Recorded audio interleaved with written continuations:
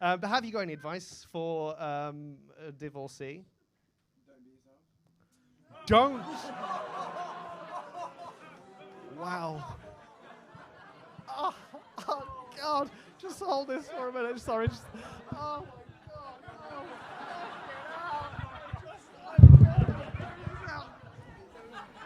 Last night, someone told me not to be myself. An accidentally apt heckle for a person with a potentially fractured sense of identity, the resulting aftershock from a memory-erasing event that sent me to the cuckoo's nest and made of me this perturbed entity.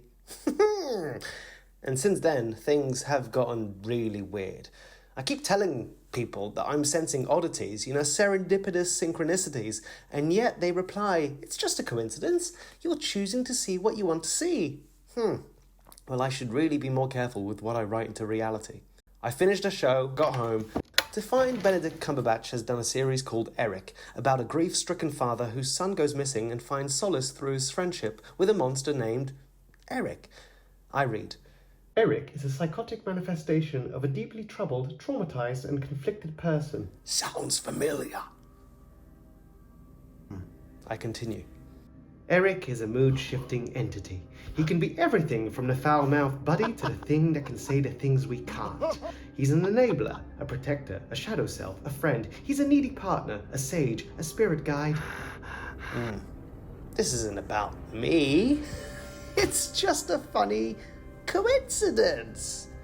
Comedy is all about timing, and the reason this is a little humorous to me is because I just finished filming with Benedict Cumberbatch on a movie called The Thing with Feathers, where I play a crow, a sort of shaman trickster figure, and this, coincidentally, is made the same year a movie called The Crow, about a character called Eric, who traverses the worlds of the living and the dead to put the wrong things right. I think back to the time just before the movie when I was in a park studying crows. I am one of you now. I am the most powerful method actor in the world. I'm going to be you in 2 months. Oh, it's fun. Acting's fun. You go a little bit crazy because you have to be in the mind of the character sometimes. And I'm going to be in the mind of one of these. I'm playing a crow. I'm playing a giant crow.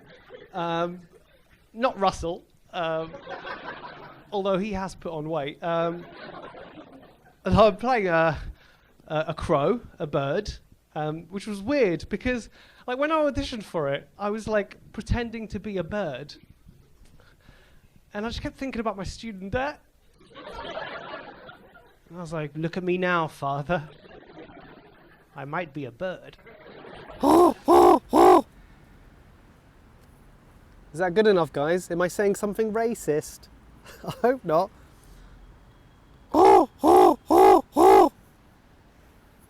He's like, what the fuck? I went to Russell Park and I just looked at all the crows and I was like watching them just like moving around, and it was so fun, and I was trying to like get them closer, so I was like, ah! It's quite, I'm practicing. Oh! I gathered about 15 crows, and I was like, oh, I wonder what they eat, because I wonder how they eat, like how do they do it? So I was watching them move, and I was giving them like different bits, and like one ate feta, and he's like, yeah, he loves feta. The other one, some egg, which I kind of weirdly like, because I was like, you're eating embryo from a bird, you freak. And I was like, fucking have some of that. Spinach, they were having it all. They were having avocados, it was great, and the pigeons were coming along, and I was like, I'm not studying you! This is all too strange.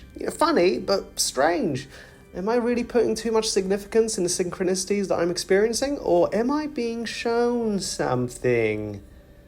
Next to my reflection, 2 magazines that I haphazardly grabbed at the airport and displayed in my bathroom to make me seem sophisticated. And it suddenly struck me. Cillian Murphy, he too played Crow in a theatre version of the same story from the book, Grief is the Thing with Feathers. What more? FKA Twigs too is in front of me, but where have I seen her name?